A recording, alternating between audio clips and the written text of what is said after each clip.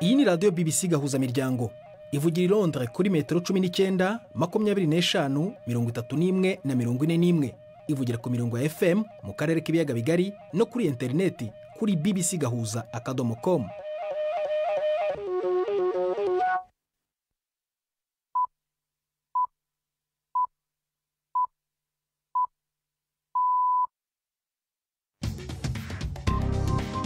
Ubu ni saa 10 n'igice ku isaha mpuzamahanga ya GMT, ni saa 12 n'igice ku masaha yo mu Rwanda no mu Burundi. Muri studio muri kumwe na Prudence Ngiyumva. Wiriwe uteze amatwi BBC gahuza miryango aho uri hose ku isi, kaze kuri radio, kuri Facebook live mu buryo bw'amashusho kuri bbcgahuza.com no ku mirongo migufi ya shortwave. Dore ingingo z'ingenzi z'amakuru turambura mu kanya kuri uyu wa gatatu tariki 15 z'ukwa 10. Urwego rwa leta y'u Rwanda rukora iperereza mu by'imari FIC mu mpine z'icyongereza rwatangaje ibihano byafatiwe abanyarwanda 25 rurega kuba mu mitwe y'iterabwoba cyangwa kuri tera inkunga. Barimo na Theogene Rudasingwa wahoze ari umujyanama mu biro bya Perezida Paul Kagame. Abivugaho iki? Ibintu se bisohoka i Kigali umuntu abyakira nk'ukuntu biba bije, kuko nka serwakira ibintu biba bidafite ishingiro. Amasaha atageze no kuri 28 leta ya Repubulika ya Demokarasi ya Kongo n'umutwe we bahanganye wa M23 bumvikanye amasezerano no kugenzura ibihe by'agahenge, batangiye kwitana ba mwana. Iyo baduteye mu gitondo cya none badutera ahantu hatatu ahitwa Kadasomwa muri teritwari ya Walikale, badutera Irumbishi naho ni muri Walikale, badutera Gasake ho ni muri Masisi. Hari navugwa mu mikino muri biganiro bibona nini Iradukunda.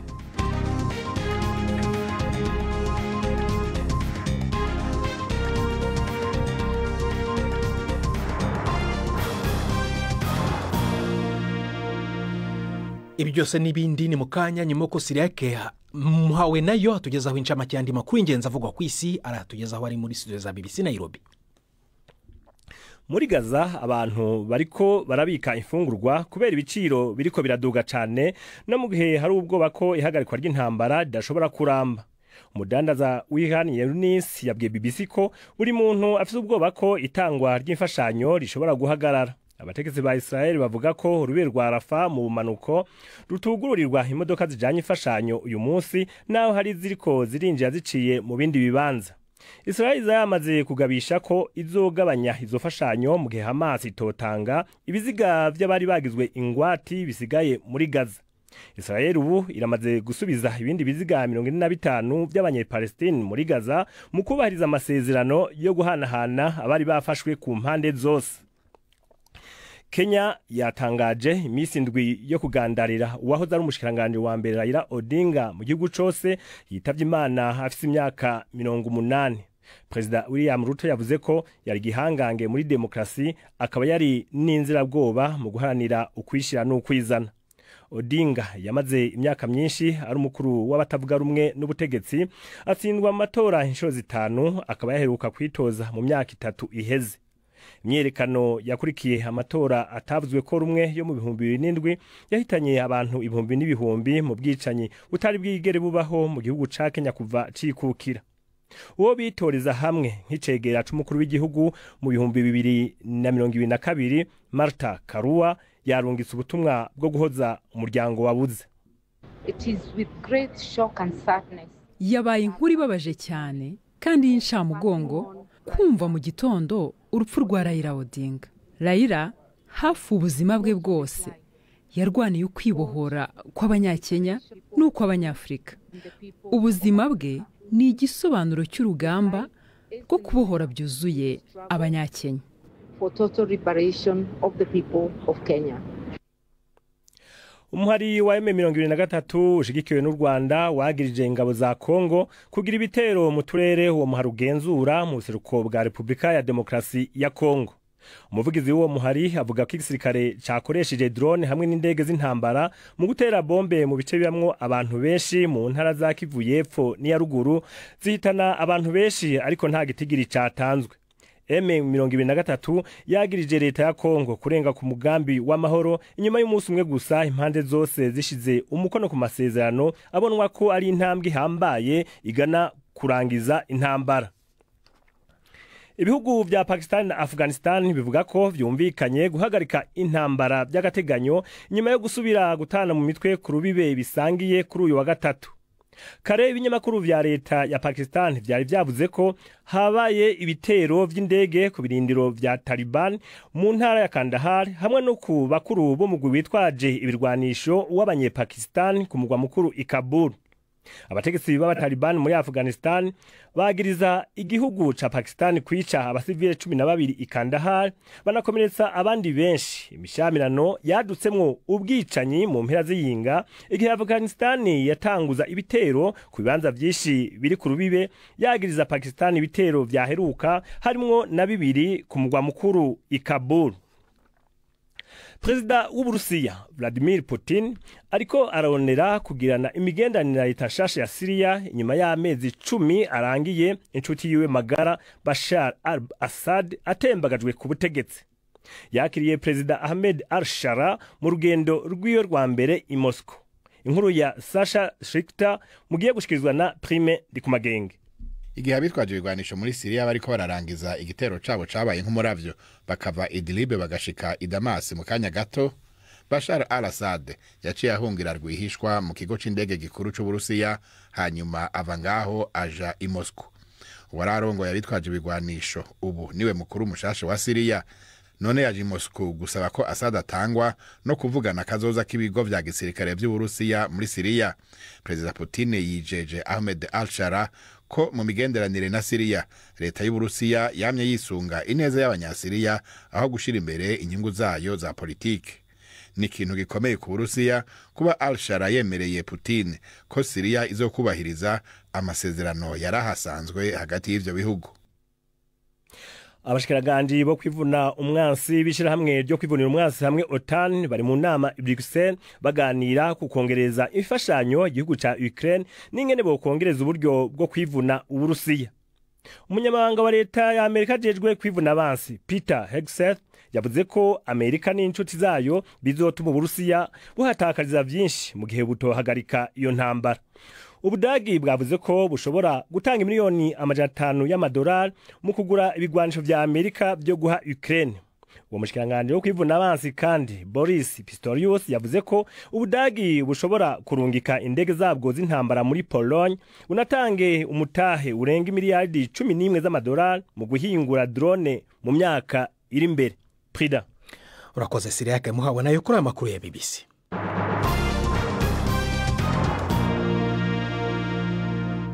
Ikaze ku makuru arambuye duhera mu Rwanda. Urwego rwa leta rw'iperereza mu by'imari FIC mu mpine rwatangaje ibihano byafatiwe abanyarwanda 25 rurega kuba mu mitwe y'iterabwoba cyangwa barishyigikira mu buryo bw'imari.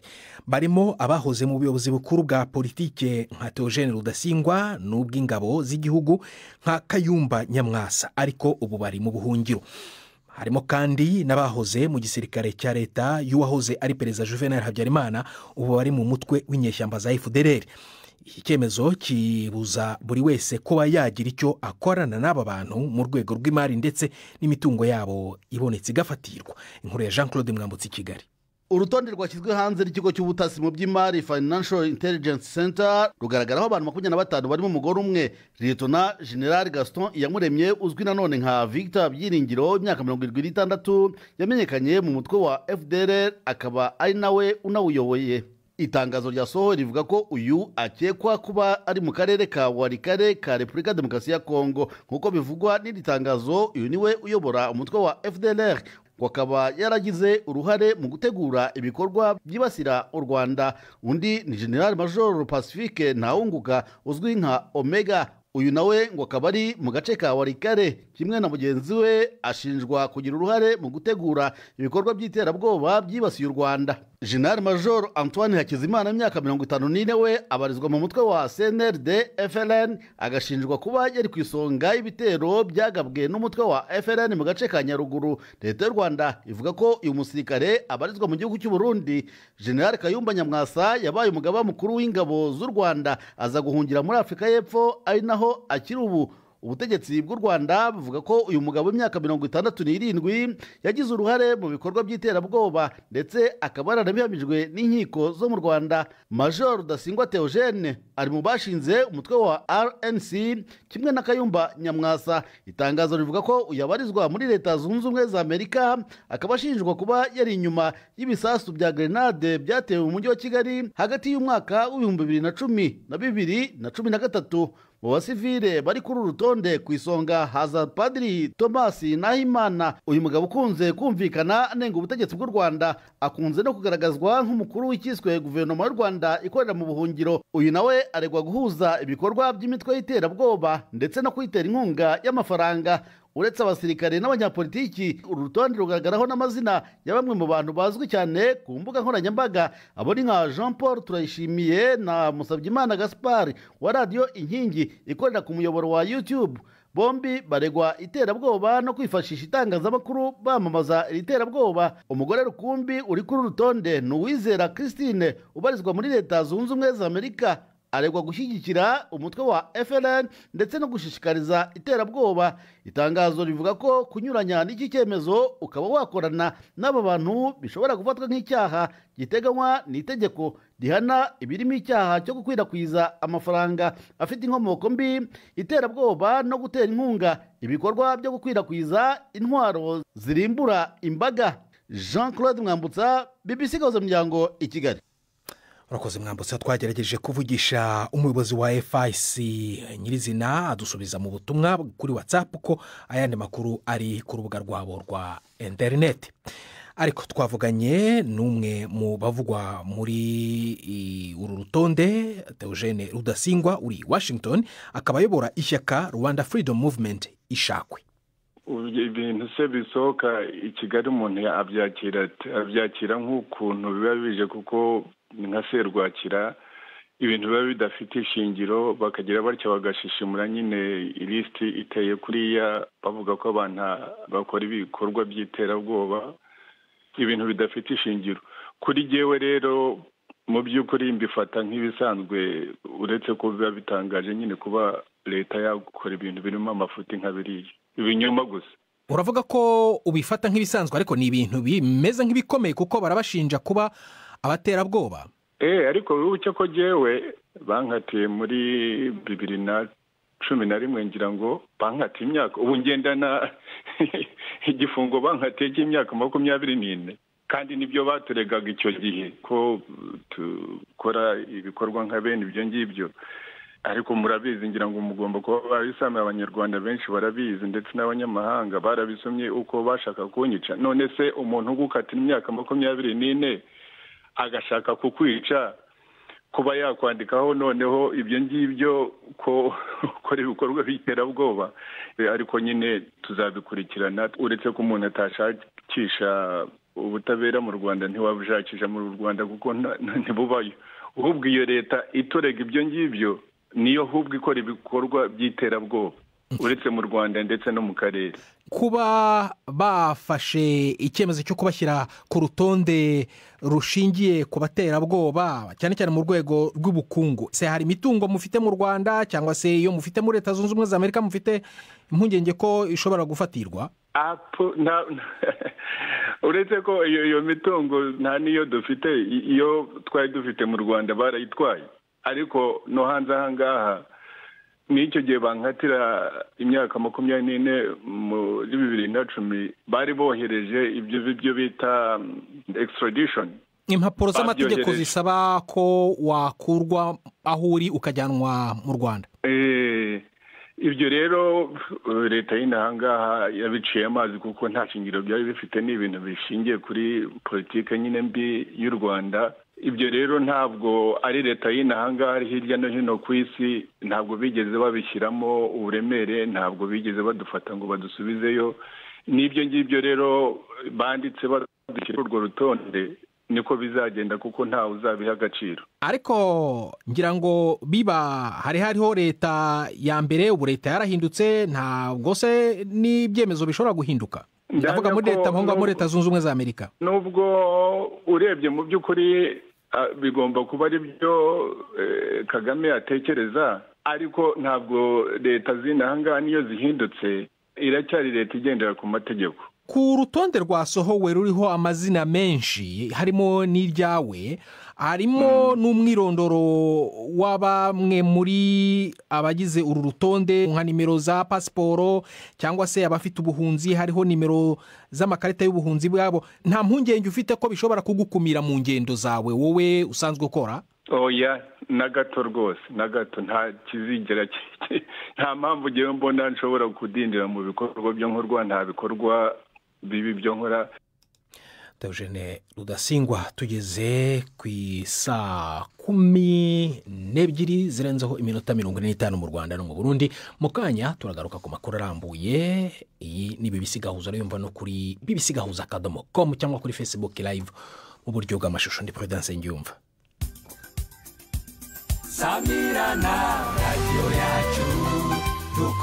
Ibiganiro vya BBC kuri radio Humuriza mu Burundi ni ku murongo wa FM 99 n'ibice bitandatu. BBC Gahuza Miryango.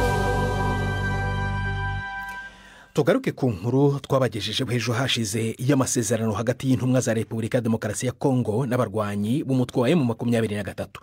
N'ubwumvikane bushyiraho urwego rugizwe n'abahagarariye impande zombi bazagenzura ukurenga ku gahenge k'amahoro. Ariko hadashize n'amasaha 28 bumvikaniye i Doha muri Katari, umutwe wa M23 wamaze gushinja Kinshasa kugaba ibitero ku barwanyi bawo. Mu itangazo M23 yasohoye iravuga ko yatewe muri Masisi na Walikare. Umuvugizi wayo ni Oscar Barinda, tukaba twavuganye mu kanya ntangira mubaza ibikubiye mu masezerano bumvikanye. Ku munsi w'ejo tariki 14 z'ukwezi kwa 10 2025 twashyize umukono ku masezerano yo kubahiriza agahenge karambye. Muziko kari muri ya masezerano fatizo twashyizeho umukono kuri 19 ukwezi kwa 7 Declaration de Principe. Karaka kabiri kubahiriza agahenge karambye. Rero ejo twashyize umukono ku buryo tugiye kubahiriza, dushyiraho n'akanama kazagenzura no gukurikirana ibyako gahenge kugira ngo tugire amahoro arambye, kugira ngo noneho tujye muri bya biganiro nyakuri byagomba gutangira ku itariki ya 8 z'ukwezi kwa 8. Ubwo ako kanama kazaba kagizwe n'abande? Akanama kazaba karimo abantu umubare ungana wa leta ya Kongo na AFC, hakiyongeraho abantu bazava muri EGVM, ariko kanama gashinzwe ubugenzuzi muri ICGLR, umuryango w'ibiyaga bigari. Hazaba harimo MONUSCO ariko ifasha cyane mu rwego rwa logistique. Hazaba harimo n'intumwa za biriya bihugu bidufasha, harimo intumwa ya Katari, harimo umuryango w'abibumbye, harimo ndetse na Amerika nka observers, indorerezi. Muravuga ko ayo masezerano ari ayo gushaka kureba uko agahenge gakurikizwa. Ariko ubu tuvugana ku wa gatatu haravugwa imirwano, guverinoma irimo irabashinja ko abarwanyi banyu ngo bateye bongeye gutera kandi. Nibo baduteye mu gitondo cya none, bohereje indege za Sukhoi 25 na za drone badutera ahantu hatatu, ahitwa Kadasomwa ho muri teritwari ya Walikare, badutera Irumbishi naho ni muri Walikare, badutera Gasake ho ni muri Masisi. Urumva ni ku mupaka wa Masisi na Walikare. Rero nibo baduteye be gutanguranwa kurega. Ako kanama kazaterana nyuma y'iminsi 7 ku itariki 21 z'uku kwezi. Ariko icyo tubahamiriza umunsi nuko baje n'izo ndege zabo na za drone zabo bakajugunya amabombe mu baturage aho hantu hatatu mvuze, ndetse n'ingabo zabo zo ku butaka zigashaka kwasatira ziza mu birindiro byacu. Niba aya masezerano mwayagezeho ku itariki 14 nk'uko wari umaze kubivuga, hatarashira n'amasaha 28 akaba atakurikijwe, ubwo ayo masezerano arashinga? Urabona leta ihora ifite umugambi wo kwisubiza utu duce twose twagezemo, kandi ariyo yanatumye tuhagera yuko twebwe tugifata Bunagana kuri tariki 13 z'ukwezi kwa 6 umwaka wa 2022 twabwiye guverinoma tuti twebwe ntabwo tugamije kugera mu bindi bice, ntabwo tugamije kwigarurira ibice, twe turashaka amahoro, mutwemerera ibiganiro by'amahoro tubasubize Bunagana maze tuze twicare nk'abakongomani tuganire. barabyanze rero muzi ko umukuru w'igihugu kuva icyo gihe yavuze ati ndagacibwa ijosi nkiriho ntabwo nzegera nicarana namwe n'aba bantu ntabwo nzegera nicarana. Yatwitaga abateroriste icyo gihe, abantu b'iterabwoba ari inangira. Niyo mpamvu twagize muri utu duce twose turimo, noneho ajya no mu biganiro ariko abizamo bigura intege, abizamo nta bushake abifitemo. Niyo mpamvu buri gihe cyose mbese bitanihuta ngo tugere ku musozo wa ku mahoro arambye muri Kongo. Oscar Barinda, umuvugizi wa M23, tukaba twagerageje kuvugisha leta ya Repubulika ya Demokarasi ya Kongo ariko ntabwo biradukundira. Reka noneho turuhukire mu mikino na Yves Bucyana Kigali. Imikino kuri BBC gahuza miryango. Yabashuje bakunzi b'imikino kuri BBC. Ayuyu munsi Nyahere muri Afrika, ikipe ya Bafana yongeye gusubira mu mikino ya nyuma y'igikombe cy'isi ku nshuro ya mbere kuva yakirira irushanwa mu mwaka wa 2010. Ni nyuma yo kuba ya mbere mu itsinda rya gatatu inyagiye Amavubi y'u Rwanda ibitego 3-0 ihita ica kuri Nigeria na Benin kugeza mbere y'imikino y'ejo niyo yari ku mwanya wa mbere irusha amanota 2 Bafana n'amanota 3 imbere ya Nigeria. Ariko Benin yarayikubiswe na Nigeria ibitego 4-0 aho rutayizamu Victor Osimhen yatsinzemo wenyine ibitego 3. Afrika y'Epfo iba ikipe ya 9 mu makipe ya Afrika ibonye itike nyuma ya Maroc, Tunisia, Misiri, Algeria, Ghana na Cape Verde, ndetse ukongeraho na Senegal na Cote d'Ivoire nazo zaraye zibonye itike. Mu makipe yarangije ku myanya ya kabiri ashobora kuzahatana mu yandi majonjora ni Gabon, Burkina Faso, Cameroon, Repubulika ya Demokarasi ya Kongo, Madagascar, Nigeria, Namibia, Uganda yarayitsinzwe na Algeria 2-1 ndetse na Niger.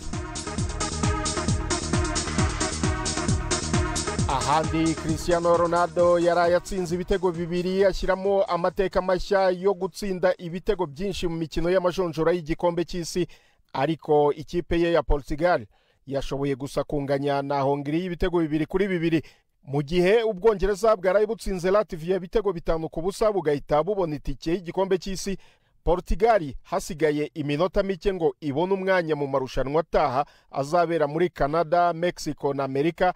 Yishyuwe igitego cya kabiri ku munota 91 n'umukinnyi wo hagati wa Liverpool Dominique Soboslai. Soreze ku makuru avugwa ku isoko ry'igura n'igurisha ry'abakinnyi ikipe yo mu Butaliyani ya Inter Milan yinjiye mu irushanwa ryo gusinyisha umukinnyi myugariro wa Crystal Palace Mark Gehi. Ni mu gihe Liverpool ari yihabwa amahirwe menshi yo kwegukana uyu mukinnyi w'umwongereza w'imyaka 25.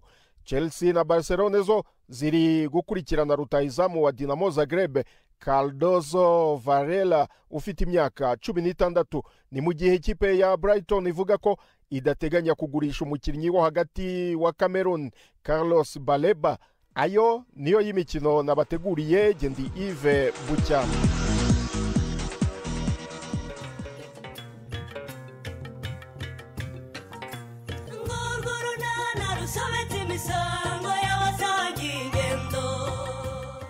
Mu kiganiro nana cyo kuri wa kane twabateguriye mukobwa reka nkubwire kuba ndi umukene ndabizi no kuba ncumbitse ndabizi, ariko ndagira ngo nkumenyeshe ko ibyo bitaguha uburenganzira bwo kwirirwa usambana n'imbwa n'ingurube n'imisega n'imbeba zo ku gasozi zose. Uvuze ngo iki Pasika? Ngo nagiye gusambana n'imbeba n'imiserebanya? Atari imbeba n'imiserebanya se ko watinye kubasanga? Ko watinye kubasangara? Ni 12:45 kuri BBC. Nejo rero ku wa kane hano kuri BBC gahuza miryango no mwanya none w'ikiganiro cy'abagore cyakozwe na Patrick Waso.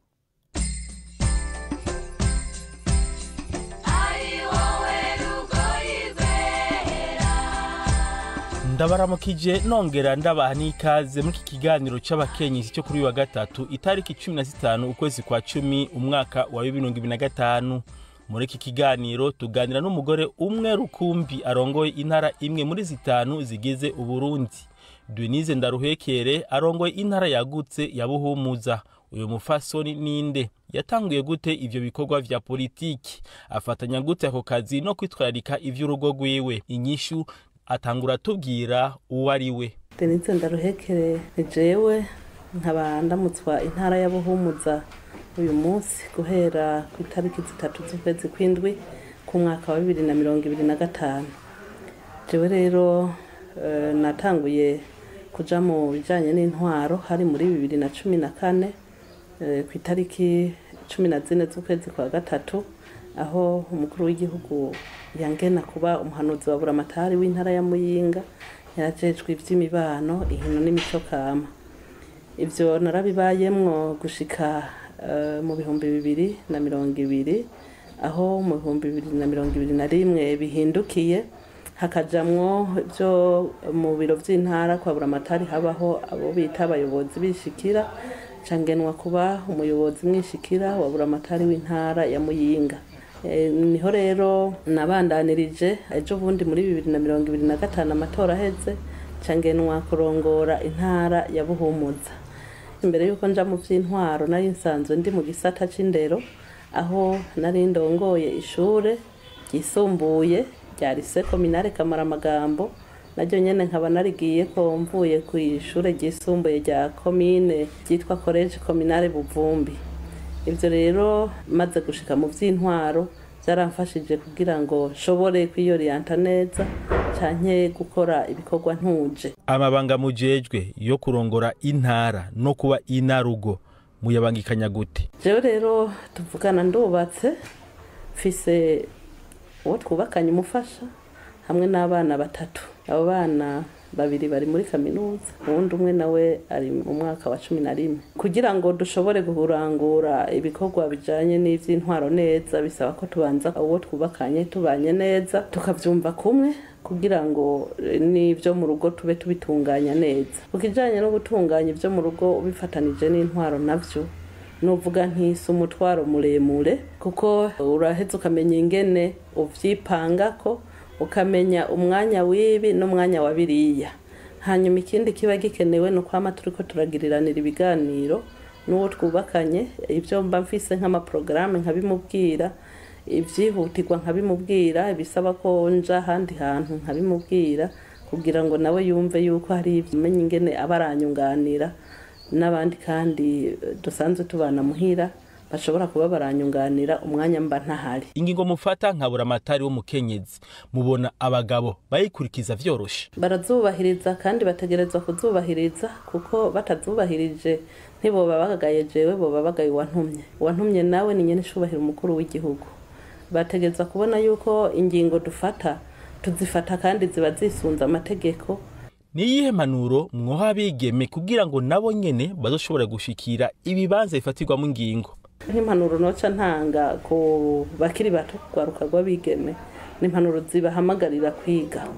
Hari igihe ushobora kurondera umuntu afise profile runaka, mugabo ugasanga nturi kuramuronka vyoroshe, bivanye nuko kuntu ugwaruka rw'ubu rudahurumbira amashure ngo biga amashure maremare. Mu misi izoza tuzosange abakenyezi ari benshi mu nzego zifata ingingo, kuko no ku mashuri ubu turabona yuko kuraraba abana b'ishure basohotse usanga bigema ari bo benshi cyane.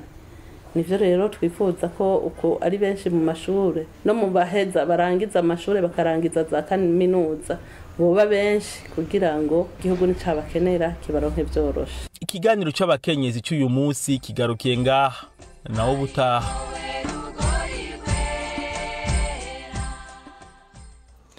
Arakoze Patrick Waso no mupfasoni baganira nabo batugejeje ku musozo w'ibiganiro byacu byo kuri uyu wa gatatu. Gusa mbere kuva muri studio nakubwira ko urwego rwa leta y'u Rwanda rukora iperereza mu by'imari FIC rwatangaje ibihano by'abafatiwe ibihano by'abanyarwanda 25 bafatiwe ibihano kubera gukekwa cyangwa se gushinjwa kuba mu mitwe y'iterabwoba cyangwa kwifasha mu buryo bw'amafaranga. Barimo rero na Theogene Rudasingwa uhoze ari umujyanama wa Perezida Paul Kagame, ndetse na Kayumba Nyamwasa wahoze ari umugaba w'ingabo.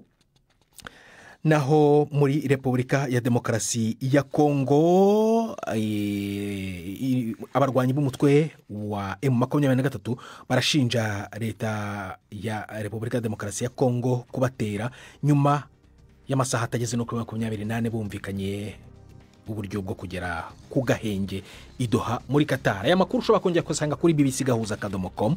yarayobowe na Nini Nadukunda, twafashijwe na Volodymyr Muzechka. Gendi Prudence Nyumva wakoze gutemo BBC Gahuza Miryango. Kuri uyu mugoroba uraraharyana.